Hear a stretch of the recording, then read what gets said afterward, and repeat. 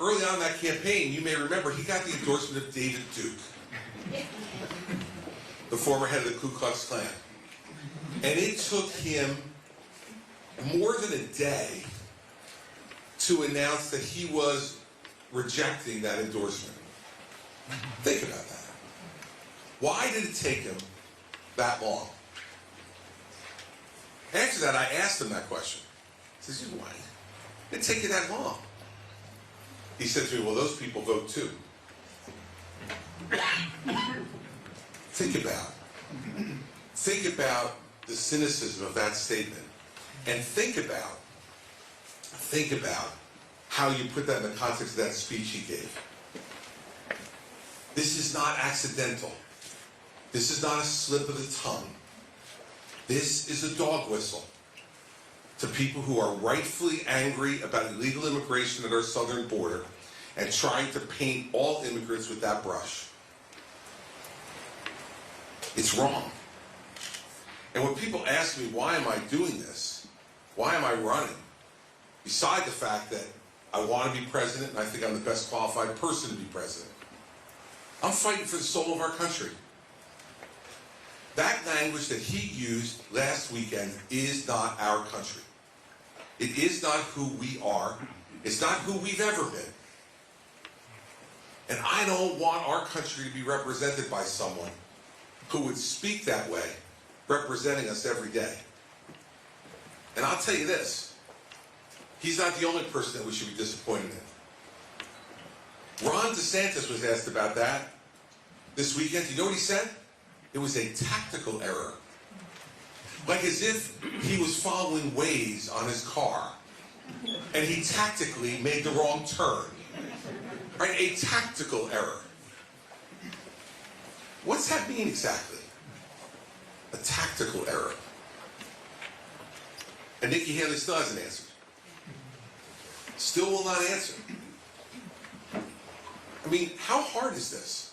I got called that night after it happened, and I said, it's awful language, it's completely unacceptable, and it's just another example of why he does not have the character or the fitness to be president of the United States. Is that really in dispute?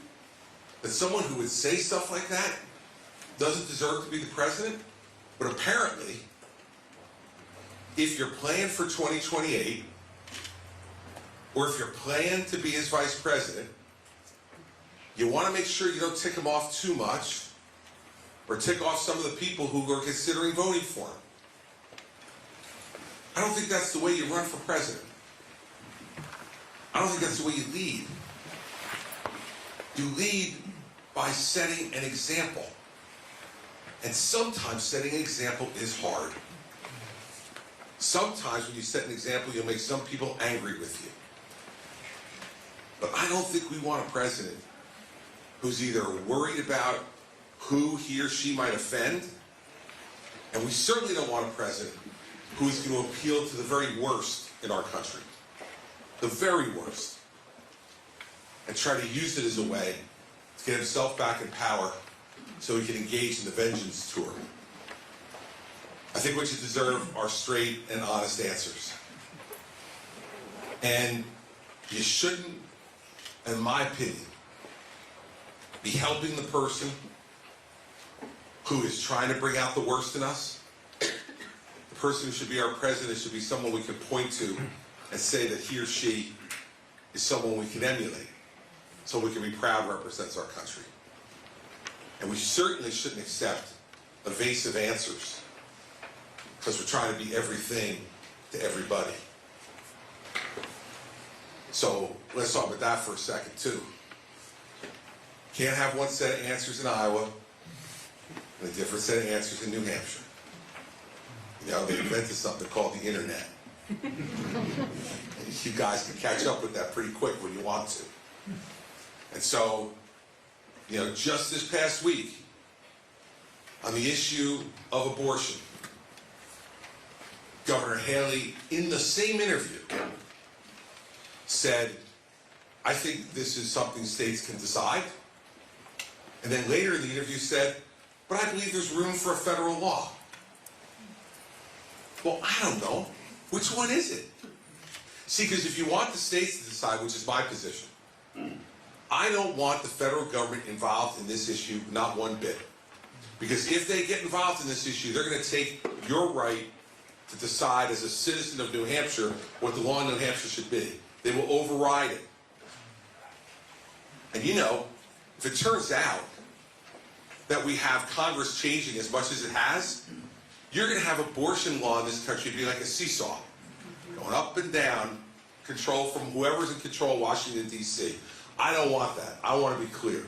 I want to make all of you have the power in your hands. You vote here in New Hampshire as to what you want the law to be about, such a difficult, emotional, personal issue. You all decide. For New Hampshire. New Jersey decides for New Jersey. Oklahoma decides for Oklahoma. And if you don't like the law in that state and it's the most important issue to you, then you can move and go to some place where you like the law, or you can fight inside your own state to try to get the law changed. Much easier going to Concord to fight than it is going to Washington, D.C. But I'll be clear, I would not sign any federal ban of any length of time on abortion, because the federal government will belong in it.